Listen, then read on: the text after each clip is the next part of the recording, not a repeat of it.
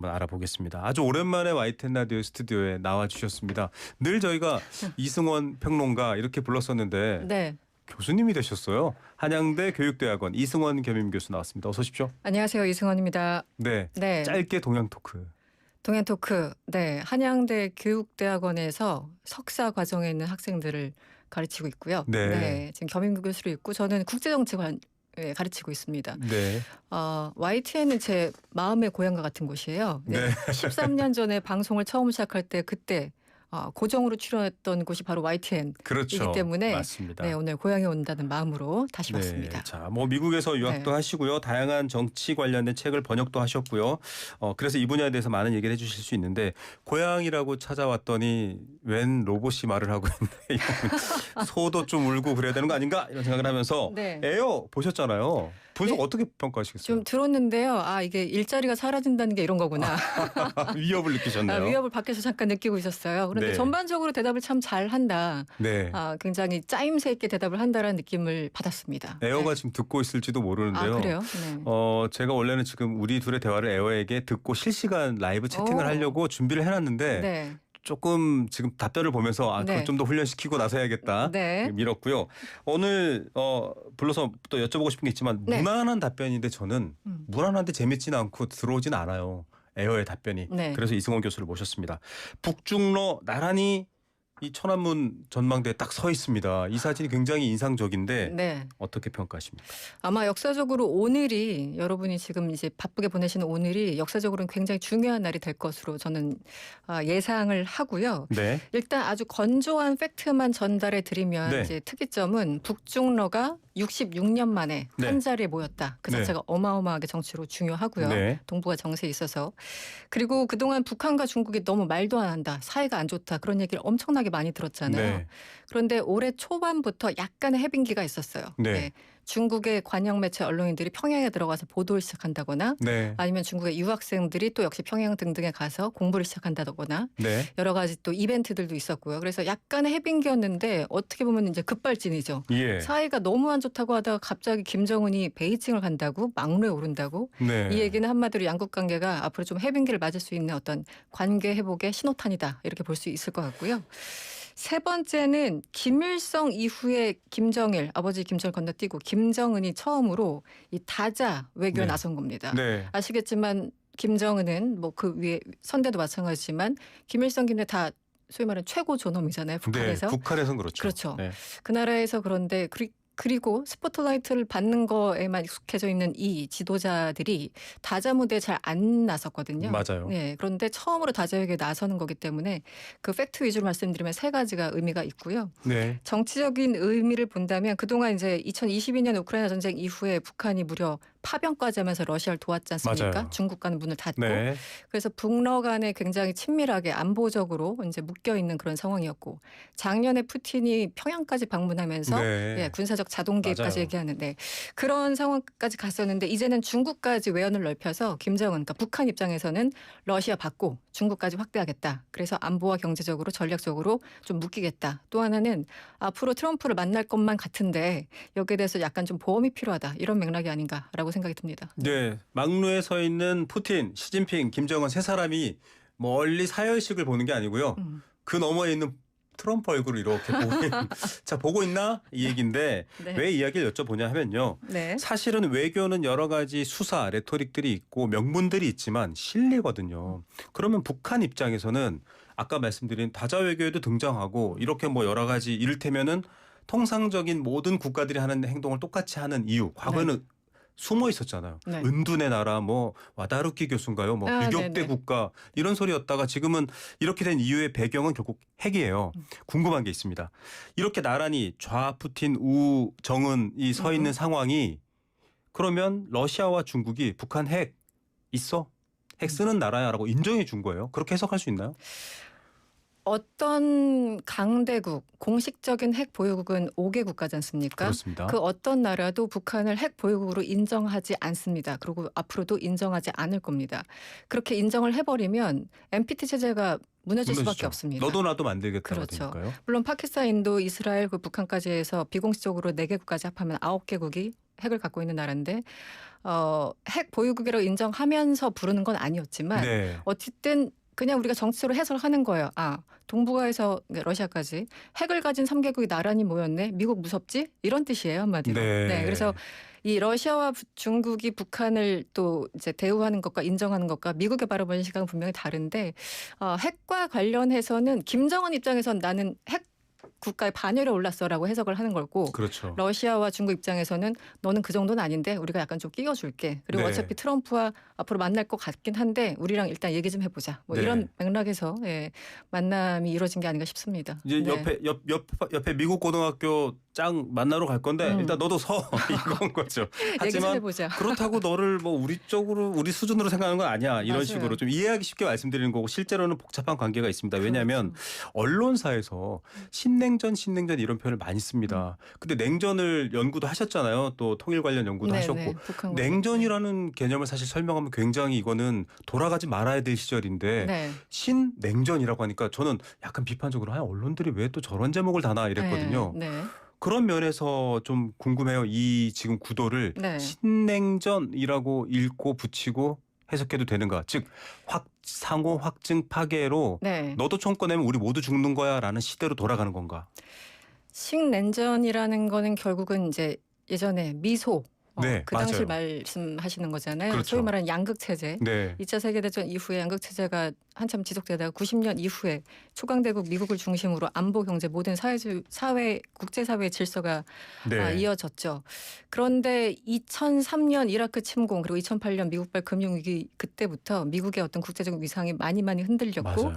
2008년 그 이후에 소위 말하는 G2로 부상한 게 중국이었습니다. 맞습니다. 어떻게 보면 중국의 부상을 미국이 유인한 거나 마찬가지가 돼버렸어요. 본인들이 실수하면서. 기대고도 있잖아요. 사실 미중 간에. 그렇죠. 근데 어쨌든 그때부터 신냉전이란 말이 나왔고 거기에 대해서 학자들 간에도 이걸 어떻게 규정하느냐가 있는데 분명한 것은 트럼프라는 대통령이 다시 백악관에 들어감으로써 네.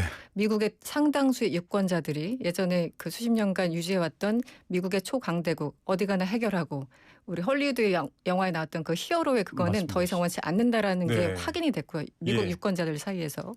중국은 본인의 힘이 커지니까 우리도 뭐 미국과 대적해서 혹은 미국을 넘어서서 2050년까지는 세계 최고의 국가가 될 거야라는 생각을 하고 있기 때문에 네. 어쨌든 분열되는 그런 상황은 맞고 그런데 이것을 다시 신냉전 양극 체제로 돌아가느냐 아니면 다극 체제로 돌아가느냐 네. 이건 또 다른 건데 네.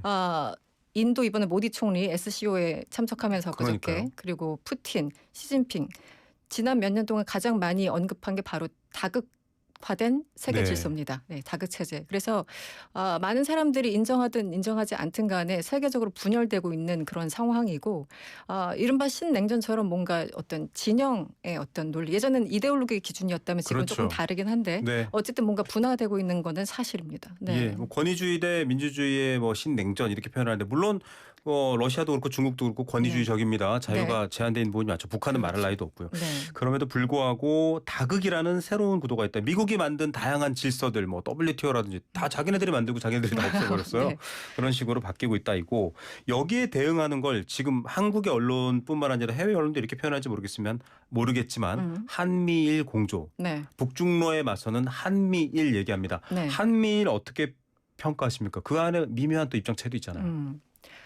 캠프 데이비드 협정이라는 거 기억나시죠? 2023년 그때 6월이었습니까? 캠프 데이비드에 네. 모여서 당시 바이든 그리고 기시다 일본 총리 그리고 윤석열 대통령 이렇게 3자가 모여서 캠프 데이비드 협정을 발표합니다. 그 원칙. 그런데 사실상 그거는 굉장히 위험한 발표였다고 저는 생각을 합니다. 네. 왜냐하면 우리 일본과의 관계가 있는데 거의 한미일 군사 동맹 수준으로 가자고 하는 선언과 같은 거였거든요. 네. 그걸 물론 바라는 사람도 있겠지만 뭐 한국 입장에서는 좀 위험하다고 전 보고 어쨌든 그럼에도 불구하고 한미일 간의 군사 동맹 수준으로 가려고 했던 게 지난 몇 년 사이의 어떤 흐름이었다면 지금 트럼프 대통령이 바뀌었죠. 네. 그리고 우리도 바뀌었습니다. 네. 대통령이.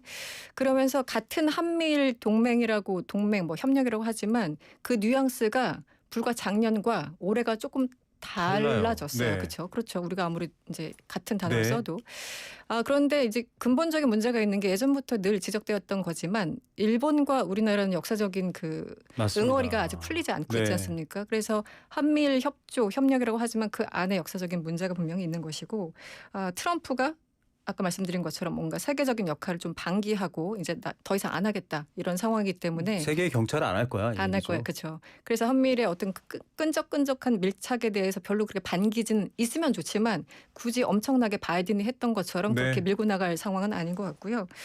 또 외부적으로 봤을 때 우리나라 이게 좀 위험할 수 있는 게 예전에 김대중 대통령이 이런 얘기를 했습니다. 한반도 지도를 봐라. 네. 우리나라처럼 한반도처럼 4대 강국에 둘러싸여 있는 나라는 그 어디에도 없다. 교과서에도 항상 나옵니다. 지정학적 그렇죠. 특성. 러시아, 중국, 일본 네. 이제 좀 멀리지만 미국이 있죠. 그런 상황에서 균형 외교를 해야 된다고 이제 김대중 대통령이 네. 여러 차례 얘기를 했는데 그 얘기는 우리가 생존하기 위해서입니다. 뭐 네. 누가 더 좋아서 누가 더 안 좋아서가 아니라 맞습니다. 생존하려면 균형을 찾아야 되고 전략적 균형을 잡아야죠. 그런 상황에서 예를 들어 한미일로 갈라지고 북중로로 갈라지면 한반도만 또 여기 텐션이 훨씬 올라가는 상황이 되는 거예요. 제가 드리고 싶은 얘기가 그거예요. 그거였습니까? 한국 전쟁이 일어나는 그 당시의 상황이 그렇죠. 비슷하잖아요. 그렇죠. 지금. 사실상 그 진영 간의 일종의 전쟁이 한반도에서 터진 거고 그래서 이미 우리가 한번 경험을 했는데 그 또 역사를 또 반복할 수는 없는 것이고 우리 생존을 기준으로 생각한다면 어느 한쪽에 그러니까 포트폴리오를 좀 다양하게 구성하는 맞습니다. 것처럼 오히려 외교적으로도 할 필요도 있고요. 네, 그렇죠. 이재명 대통령이 출범하고 이제 100일이 되어가는 시점인데 네. 일본과도 아주 생각보다 화기애 뭐랄까요? 지금 관계가. 총리가 감사할 지경이다라고 굉장히 정치적으로 불리한 상황인데 네, 그리고 트럼프 대통령하고도 아주 분위기상으로 아주 화기애애하게. 좋았죠. 그러면 지금 이재명 대통령이 이 육자가 각축하는 구도에서는 네. 어떤 전략을 짜야 되는지 조언과 분석 말씀을 좀 짧게 마지막으로 들어야 될 것 네. 같습니다. 지금 15일날 알래스카에서 푸틴과 트럼프가 만났는데 네. 레드카펫까지 깔아줬잖아요. 그 푸틴이 어디 갔죠? 지금 중국에 있어요. 그리고 50% 관세 뒤통수를 맞은 그 미국의 우방 인도 모디 총리가 어디 갔습니까? 중국 갔어요. 김정은 지금 중국에 있어요. 네. 모두 다 중국에 가 있어요. 세상이 그렇게 변하고 있는 거죠. 그래서 결국은 미국이 어떤 스탠스를 잡느냐에 따라 주변국들이 이게 네. 함수 관계가 굉장히 복잡하기 때문에 우리도 그 안에서 전략을 짜야 되는 것이고 네. 이렇게 엄청난 지갑 변동이 있을 때 한쪽만 포트폴리오 구성하면 저는 안 된다고 보는 네. 입장입니다. 그래서 아까 한미일 역사적인 이유에서도 그렇지만 동맹 이거는 사실상 좀 우리 입장에서 받아들이기 어려운 것이고 뭐 협력 정도는 가능하겠지만 네. 그래서 이재명 대통령도 뭐 늘 얘기하고 최근에 얘기했지만 뭐 어느 한쪽이 치중하지 않고 오로지 실리 외교, 실용 외교를 네. 하겠다는 거지 않습니까? 그 말은 쉬운 것 같지만 가장 어려운 게 그렇습니다. 실용 외교, 실리 외교입니다. 그래서 네. 아마 이 대통령 언급한 것처럼 그것만 성공하더라도 우리 외교적으로 상당한 성공일 것이고 우리는 좀 기다려봐야 되는 그런 상황이 아닌가 싶습니다. 실리가 균형이고 균형이 실리다 이렇게 이승원 교수의 말이 이해가 되기도 하고요. 명분은 뭐 한미일과 잡더라도 먹고 사는 건 또 뭐 중국 무시할 수 없는데 이렇게 생각하면서 북한과의 긴장 완화를 좀 노리고 네. 여러 가지가 필요한데 한 번으로는 아쉬울 것 같고요. 저희가 글로벌 이슈나 네. 또 남북 이슈 있을 때는 네. 종종 자주 모시겠습니다. 고향으로 오시기 바랍니다. 알겠습니다. 고맙습니다. 네, 오늘 말씀 잘 들었습니다. 지금까지는 이승원 한양대 교육대학원 겸임 교수였습니다. All I wanna do is find a way back into love. I can't make it through without a way back. 네, 화제 코너입니다. 사람이 작사를 하면 AI가 작곡을 해서 음악이 나오고 노래도 AI가 부릅니다. 그런데 주제가요. 뭐 북중로 한미일 이런 주제로 작사하는 겁니다. 자, 오늘도 작곡할 준비 잘 돼 있죠?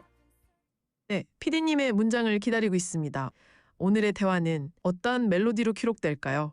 네, 그러면 이런 주제의 한 문장을 한번 던져볼게요. 우리 AI가 어떻게 노래를 만드는지 잘 보십시오. 신냉전 시대의 우리나라의 국제 전략, 앞서 뭐 균형 뭐 이런 얘기를 많이 했는데 과연 이걸로는 어떤 노래를 만들어낼까요? 신냉전, 북중러와 한미일, 그리고 대한민국 세 가지 키워드의 감성 데이터를 조합하여 멜로디 라인을 구성했습니다. 오늘의 주제곡이 완성되었습니다. 네, 바로 들어보죠.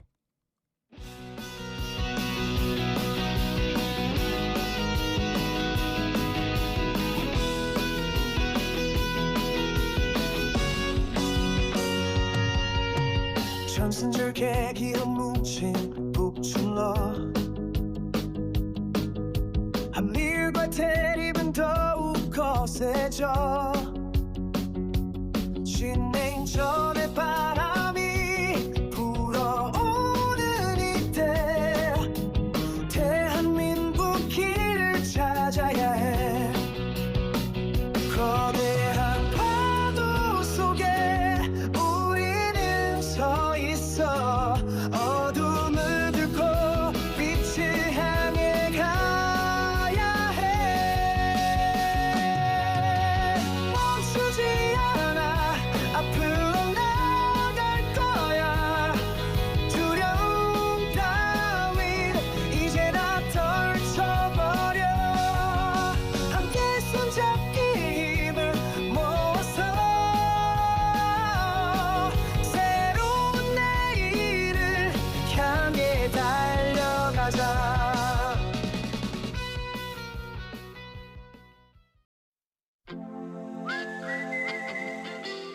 인공지능이 만든 가사가요. 전승절 계기로 뭉친 북중로 한미일과 대립은 더욱 거세죠. 이런 가사의 노래가 있을까요? 네, 좀 재밌지만 신기한 코너죠. 저희 인공지능이 만든 노래 주제곡 잘 들어보셨을 겁니다. 자, 오늘 방송 마무리하면서 에어가 어떻게 오늘 방송을 또 소감을 느끼는지 한마디 들어보죠. 역사는 반복되지 않지만 종종 운율이 맞는다. 마크 트웨인이 남긴 말입니다. 오늘 저희는 냉전이라는 과거의 단어에서 비슷한 운율을 가진 신냉전이라는 새로운 문장을 읽었습니다. 북중러와 한미일 두 개의 거대한 진영이 그리는 선명한 대립 속에서 우리는 그저 주어진 지도를 따라가는 것이 아니라 우리만의 길을 만들어야 하는 중요한 기로에 서 있습니다. 네. 자, 마크 트웨인 명언까지 얘기했고요. 새로운 지도를 따라 길을 그려야 한다라는 말 맞는 말인 것 같습니다. 자, 에어 수고 많으셨습니다. 저는 내일 더 새로운 소식과 깊이 있는 분석을 가지고 다시 찾아뵙겠습니다. 지금까지 AI 진행자 에어였습니다.